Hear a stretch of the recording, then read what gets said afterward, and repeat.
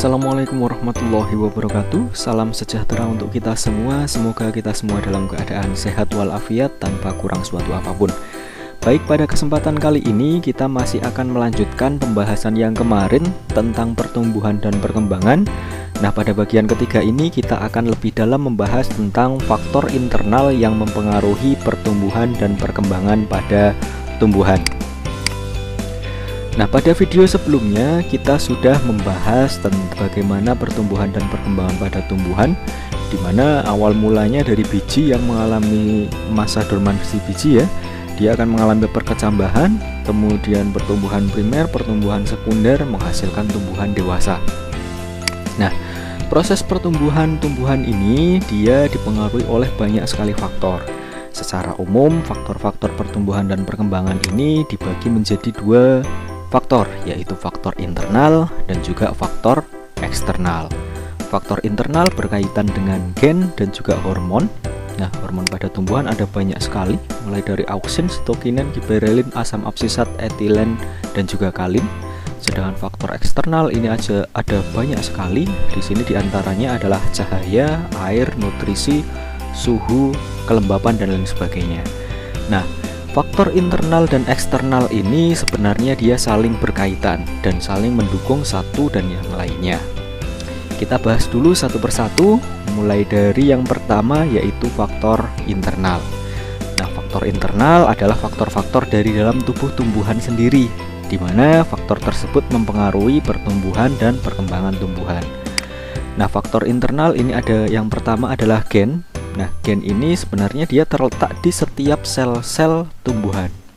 Nah, gen ini membawa informasi genetik atau faktor keturunan, di mana faktor keturunan ini atau informasi genetik ini membawa informasi tentang bentuk tubuh, tinggi, kecepatan pertumbuhan, dan lain sebagainya.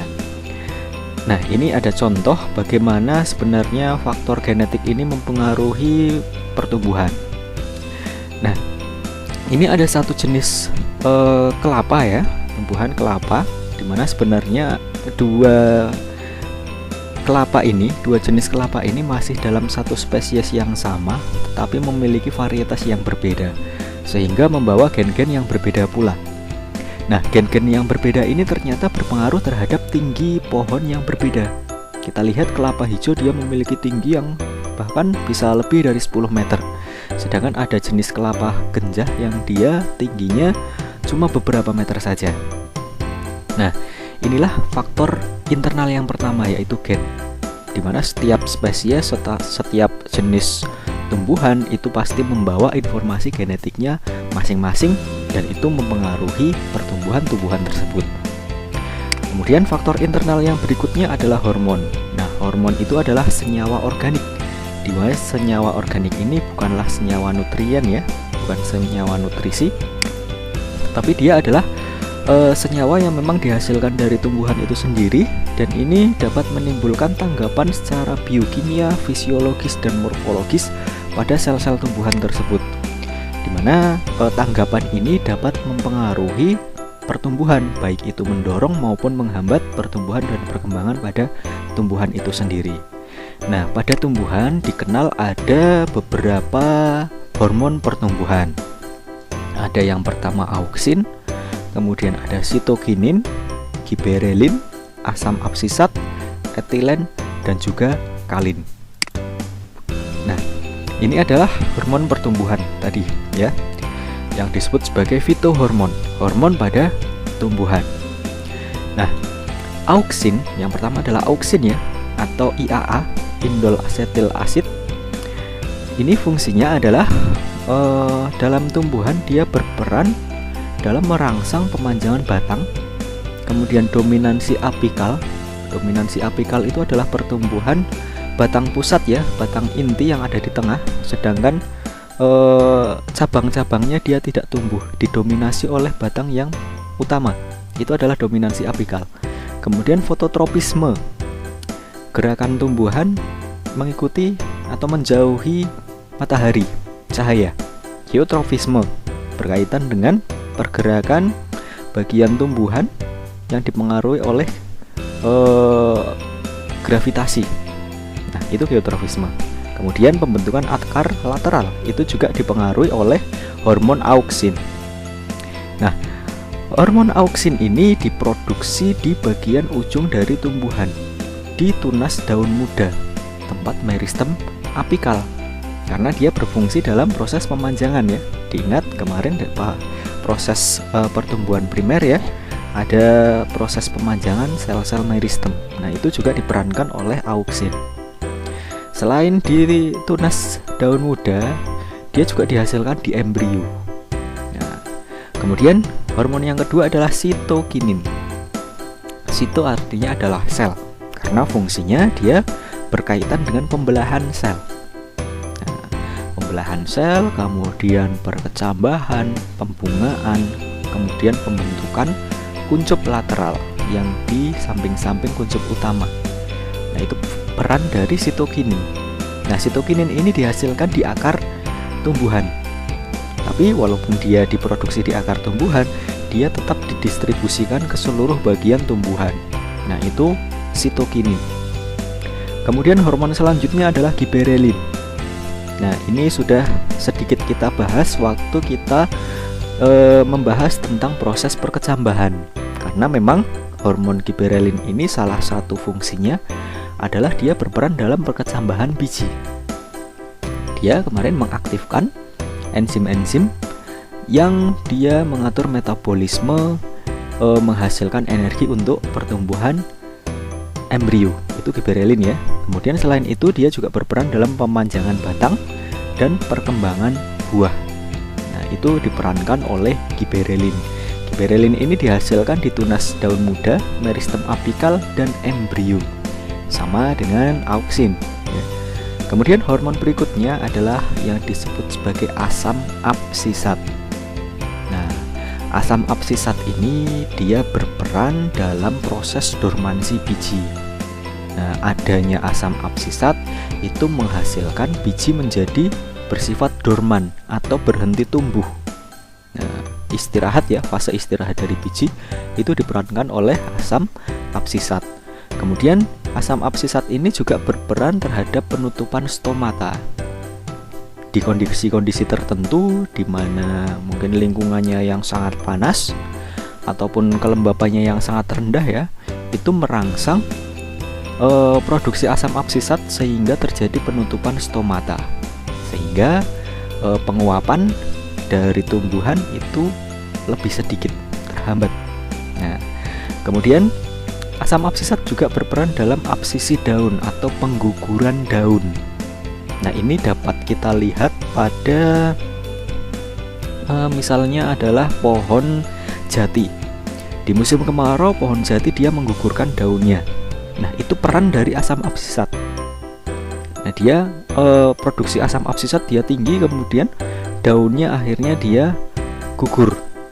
Nah, itu fungsi dari asam absisat. Selain itu dia juga menghambat pertumbuhan. Nah, asam absisat ini diproduksi di daun, batang, buah maupun buah yang masih hijau. Ya, buah yang belum matang itu dapat menghasilkan asam absisat. Nah, kemudian yang berikutnya adalah etilen. Nah, etilen itu adalah hormon yang berperan dalam pematangan buah. Hormon ini berbentuk seperti gas.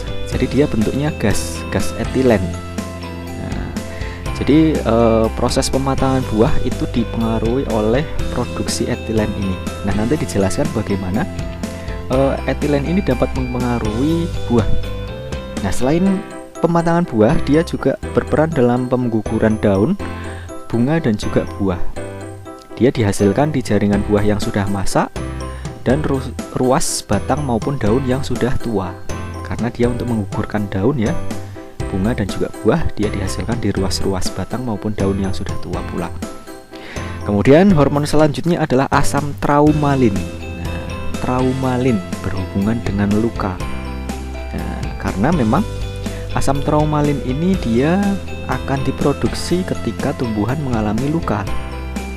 Dan ketika ada asam traumalin, dia merangsang sel-sel di sekitar luka untuk melakukan regenerasi sel, sehingga lukanya akan tertutup. Nah, itu fungsi dari asam traumalin. Dia diproduksi di seluruh jaringan tumbuhan. Nah, hormon yang terakhir adalah hormon kalin. Dia fungsinya adalah untuk organogenesis atau pembentukan organ. Nah, ada 4 macam kalin. Ada yang dikenal sebagai rizokalin. Dari kata rizo itu adalah akar, berarti berkaitan dengan pembentukan akar. Kaulokalin berkaitan dengan pembentukan batang. Kaulo batang ya. Kemudian filo itu daun, berarti pembentukan daun. Dan anto itu bunga. Antokalin berperan dalam pembentukan bunga. Nah, hormon kalin ini diproduksi di seluruh jaringan tumbuhan berkaitan dengan organ mana yang dibentuk. Nah, itu fungsi dari kalin. Nah, kita lihat ini adalah pengaruh auksin terhadap dominansi apikal. Tadi di awal kita sudah menjelaskan bahwa peran auksin itu berperan dalam proses dominansi apikal, di mana batang utama ini yang akan tumbuh, dan auksin ini menghambat pertumbuhan tunas-tunas lateran yang nanti bisa berkembang menjadi cabang dari batang tersebut. Itu dihambat oleh auksin. Itu yang dinamakan sebagai dominansi apikal. Nah, ini bisa kita lihat ketika kita coba memotong ujung atau pucuk dari batang. Nah, ketika kita potong pucuk dari batang, ini ya, ketika batangnya dihilangkan pucuknya, otomatis produksi dari auksin ini akan menurun. Jumlah auksinnya menurun karena memang auksin itu kan diproduksi di bagian meristem, di pucuk dari batang ya, di tunas yang masih muda. Nah, otomatis dengan menghilangkan pucuk ini, dia akan mengurangi jumlah auksin. Dan ketika auksin ini berkurang, maka yang terjadi adalah tunas lateral ini menjadi tumbuh. Jadi kalau ingin memiliki tumbuhan di rumah, kemudian ingin tumbuhannya bercabang banyak ya, tidak tumbuh tinggi saja, silakan dipangkas. Nah, ketika kalian memangkas pasti akan tumbuh tunas lateral. Nah, itu yang disebut sebagai dominansi apikal. Nah, kalau ini adalah pengaruh etilen terhadap pematangan buah. Nah, kalian pernah mencoba ketika buah matang, misalnya pisang ya, ada satu pisang yang matang, kemudian kalian satukan dengan pisang-pisang yang lain yang masih belum terlalu matang, kemudian ditutup rapat. Nah, itu pasti proses pematangan dari pisang-pisang yang tadinya belum matang itu akan lebih cepat. Kenapa? Karena buah yang tadi sudah matang itu dapat menghasilkan gas etilen, di mana gas etilen ini akan mempengaruhi pematangan buah-buah yang lain. Nah, ini yang biasa dipraktekkan di rumah ya. Misalnya mangga, kemudian pisang, kalau ingin mempercepat proses pematangannya, dia dieram, ya, ditutup dengan karung, dimasukkan di karung, kemudian ditutup rapat. Itu menghasilkan gas etilennya dia tidak tersebar. Dia terkonsentrasi di situ, akhirnya dapat mematangkan buah-buahan lebih cepat. Nah, itu etilen. Kemudian, nah kalau gambar ini adalah menunjukkan pengaruh hormon asam traumalin terhadap penyembuhan luka.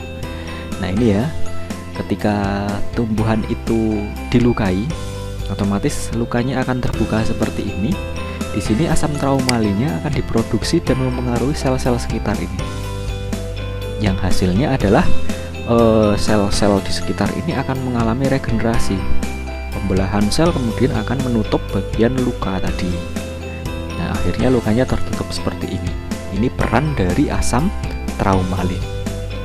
Nah, itu adalah penjelasan tentang beberapa faktor internal yang mempengaruhi pertumbuhan dan perkembangan pada tumbuhan. Nah, pada video selanjutnya nanti kita akan membahas tentang faktor eksternal yang mempengaruhi pertumbuhan. Demikian sedikit penjelasan, semoga bermanfaat. Saya akhiri, wassalamualaikum warahmatullahi wabarakatuh.